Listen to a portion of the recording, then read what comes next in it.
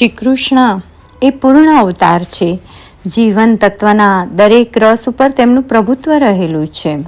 તેમના વ્યક્તિત્વની ઊંચાઈ અમાપ છે. અતિ ગૂઢ, વિલોભનીય અને વિલક્ષણ ચરિત્ર એટલે શ્રી કૃષ્ણ. તેમના વિચારો, તેમનું જીવન, તેમનું તત્વજ્ઞાન આજે 21મી સદીમાં પણ વિશ્વને પ્રત્યેક ક્ષેત્રમાં માર્ગદર્શન આપી રહ્યા છે. તેથી જ વિશ્વ યુગો પછી, સદીઓ પછી પણ તેમને વંદી રહ્યું છે. યુગ પુરુષ, યુગ પ્રવર્તક શ્રી કૃષ્ણ લોક નેતા તરીકે, લીડર તરીકે આપણને શું માર્ગદર્શન આપી શકે? 5000 વર્ષ પહેલા આ યશોદાનંદને બતાવ્યું કે લોકનાયક માટે કઈ સ્કિલ જરૂરી છે. શ્રી કૃષ્ણનું સમગ્ર જીવન એ લીડરશિપ ટ્રેનિંગની સ્કૂલ છે. તો જોઈએ આપણે કે શ્રી કૃષ્ણ આપણને શું સમજાવે છે લીડર બનવા માટે. લીડર એ મલ્ટી ડાયમેન્શનલ અને ફ્લેક્સિબલ હોવો જરૂરી છે, કારણ તો જ તે પ્રત્યેક વ્યક્તિને સમજી શકે અને તેની સાથે એકરૂપ થઈ શકે.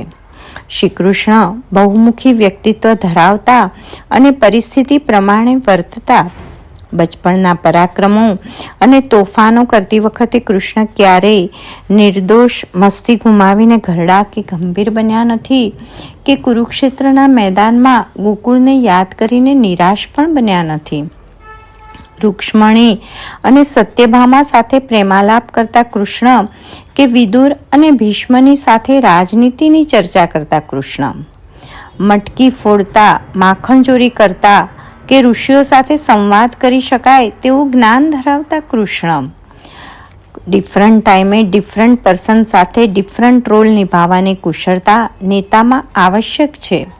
લીડરની પકડ હંમેશા પરિસ્થિતિ અને પબ્લિક ઉપર હોવી જોઈએ, તે શ્રી કૃષ્ણ બતાવી રહ્યા છે. શ્રી કૃષ્ણના હાથોમાં વાંસળી અને ચક્ર બંને છે, પરંતુ વાંસળી વગાડીને જ્યારે દિલ હરવાના હોય ત્યારે ચક્રનો ઉપયોગ કર્યો નથી, અને ચક્ર વાપરીને દિમાગ જે કરવાના હોય ત્યારે વાંસળી વગાડવામાં વખત બરબાદ પણ નથી કર્યો. કોની સાથે કેવી રીતે વર્તવું આ લીડરની સ્કિલ છે. કૃષ્ણમાં ધીરજનો ગુણ પણ જબરજસ્ત હતો. પછી તે શિશુપાલ વધનો પ્રસંગ હોય કે પોતાના અવતારી કાર્ય માટે 13 વર્ષ અવરોધરૂપ બનેલા યુધિષ્ઠિરનો દ્યુતનો પ્રસંગ હોય, શ્રી કૃષ્ણએ ક્યારેય પોતાના ચિત્તની ધીરજ ગુમાવી નથી. દરેક પરિસ્થિતિને શાંતિથી, ધીરજથી ટેકલ કરવાની આવડત નેતા માટે આવશ્યક છે. અર્જુન અને દુર્યોધન જ્યારે મદદ માંગવા આવે ત્યારે પરિસ્થિતિ જ એવી ઊભી કરે કે પોતે પાંડવ પક્ષની પડખે ઊભા રહે અને દુર્યોધનને કૃષ્ણ વગરની યાદવી સેના મળે. ઉત્તમ નેતા વાતાવરણ જ એવું ક્રિએટ કરે કે એના મનગમતા નિર્ણય જ સામી વ્યક્તિ લેવા મજબૂર બને. યુદ્ધ દરમિયાન અર્જુન યુધિષ્ઠિરનો તેજોભંગ અને અર્જુનના ગાંડીવ અપમાનના પ્રસંગે શ્રી કૃષ્ણની સમય સૂચકતા દેખાય છે. જો ત્યારે શ્રી કૃષ્ણ ન હોત તો યુદ્ધ ત્યાં જ પૂરું થાત અને કૌરવો વિજયી ઘોષિત થાત. લીડરે મધ્યસ્થીનો રોલ પણ બજાવવાનો હોય છે, તે અહીં કૃષ્ણ બતાવે છે. શિખંડીને આગળ રાખી અર્જુન દ્વારા યુદ્ધ કરાવી ભીષ્મને બાણશૈયા પર આરૂઢ પણ કરી દે અને શ્રેયકર સલાહ દ્વારા કર્ણને વચનબદ્ધ બનાવી પાંડવોને સુરક્ષિત પણ રાખી શકે. કટોકટીની સ્થિતિમાં શું અને કેમ બોલવું કે ન બોલવું, પરિસ્થિતિનો ઝડપથી તાગ મેળવવો અને તે માટેના નિર્ણયો તાબડતોબ લેવા, આ બધું જ નેતા માટે જરૂરી છે. નેતાની બીજી સ્કિલ એ છે કે પ્રત્યેકની ક્ષમતા ઓળખી યુક્તિપૂર્વક તેમની પાસે કામ કરાવવાની કાબેલિયત લોકનાયક પાસે હોવી જરૂરી છે. સત્યનિષ્ઠ યુધિષ્ઠિર પાસે નરોવા કુંજરોવા બોલાવી દ્રોણને પરાજિત કર્યા. દુર્યોધન અને જરાસંઘને પોતે જ ઉશ્કેરીને ભીમ સાથે લડવા મજબૂર કર્યા. કાલ યવનને મુચકુંદ ઋષિ પાસે ભસ્મ કરાવે, અમુક કામ બલરામ પાસે પૂર્ણ કરાવે અને ધર્મ સંસ્થાપનાનું પોતાનું અવતારી કાર્ય સત્યપ્રિય, ધર્મપ્રિય, ન્યાયપ્રિય અને કર્તવ્યનિષ્ઠ એવા પાંડવોને નિમિત્ત બનાવીને પૂરું કર્યું. જીતની ક્રેડિટ વહેંચવી અને અપયશમાંથી સબોર્ડિનેટને ઉગારી શકે તે ગુણો નેતામાં હોવા જરૂરી છે. લીડર માટે સ્પષ્ટ વક્તાપણું હોવું પણ આવશ્યક છે. સંધિ પ્રસ્તાવ લઈને શ્રીકૃષ્ણ જ્યારે હસ્તિનાપુર જાય છે ત્યારે દુર્યોધનની ડિનર ડિપ્લોમસીની યુક્તિને નાકામયાબ બનાવે અને તેને ત્યાં જમવાનો સ્પષ્ટ ઇનકાર પણ જણાવે. મને તારા પ્રત્યે પ્રીતિ પણ નથી અને અન્ન ન મળે તેવી મારી સ્થિતિ પણ નથી. લીડર એ જ બની શકે જે સત્ય બોલતા અચકાય પણ નહીં અને ગભરાય પણ નહીં. નેતાનું પ્રત્યેક કર્મ જન કલ્યાણનું હોવું જોઈએ. શ્રી કૃષ્ણએ ગોકુળમાં માખણ ચોર્યું, મટકી ફોડી, કાલિયા નાગ નાથ્યો ઇત્યાદિ જે કંઈ બાળ લીલાઓ કરી તેના રીઝનની ચર્ચા કરવા કરતાં જો તેના રિઝલ્ટ પર નજર નાખીશું તો જોવા મળશે કે તેમના આ પરાક્રમોથી તેમણે ગોકુળમાં નિર્ભય અન્યાય સામે લડતો સ્વસ્થ અને તંદુરસ્ત સમાજ નિર્માણ કર્યો છે. કંસવધ દ્વારા મથુરાની પ્રજાને કંસના ત્રાસથી મુક્ત કરી ત્યાં સુધર્મ સભા સ્થાપી અને એ જ મથુરાની પ્રજાના સુખાર્થે અને હિતાર્થે જરાસંઘના વારંવારના હુમલાથી મથુરાની નિર્દોષ પ્રજાને બચાવી છે અને તે માટે રણછોડની કાળી ટીલી પણ પોતાના શિરે લેતા તેઓ અચકાયા નથી. આમ લીડરનું વિઝન હંમેશા રીઝન કરતાં રિઝલ્ટ પર હોવું જોઈએ અને તે પણ લોક કલ્યાણનું જ રિઝલ્ટ. ગણનાયકમાં જૂની પરંપરા તોડીને નવું સર્જન કરવાની હિંમત પણ જરૂરી છે.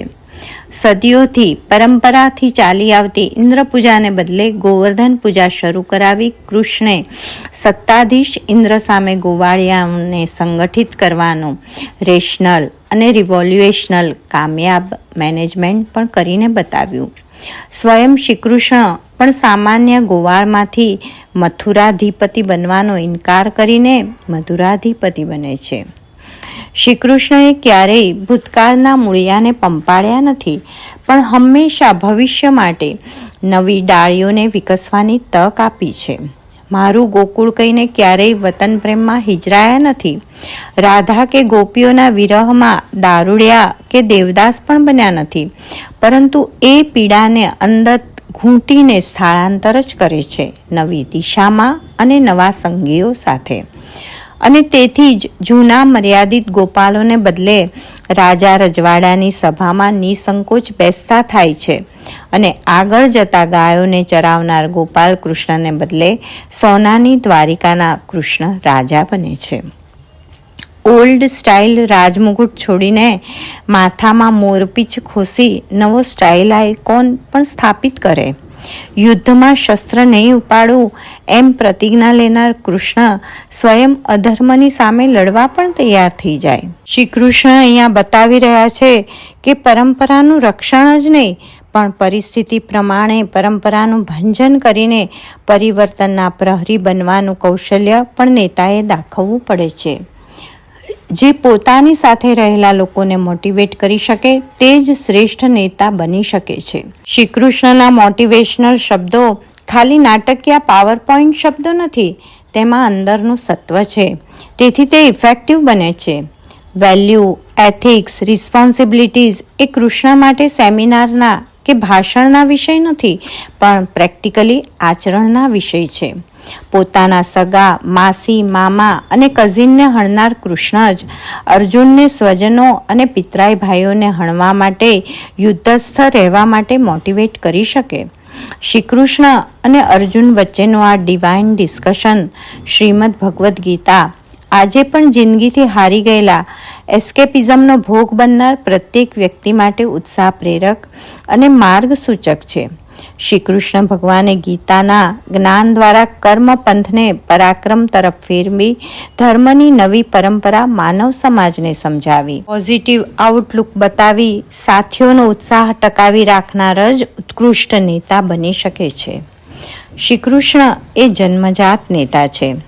કાળનો પુરુષાર્થ જ્યાં પરાભવ પામ્યો હોય તેવું ઉત્કૃષ્ટ અને ઉદાત્ત જીવન કૃષ્ણનું છે. 5000 વર્ષ પહેલા જે ગોકુળના રસેશ્વર, દ્વારિકાના રાજેશ્વર અને કુરુક્ષેત્રના યોગેશ્વર રહ્યા તે કૃષ્ણ આજ સુધી જનગણના હૃદયેશ્વર છે, તો તેમના જીવનમાંથી યથામતી માર્ગદર્શન મેળવી આપણે આપણા જીવનને શ્રેષ્ઠ બનાવીએ.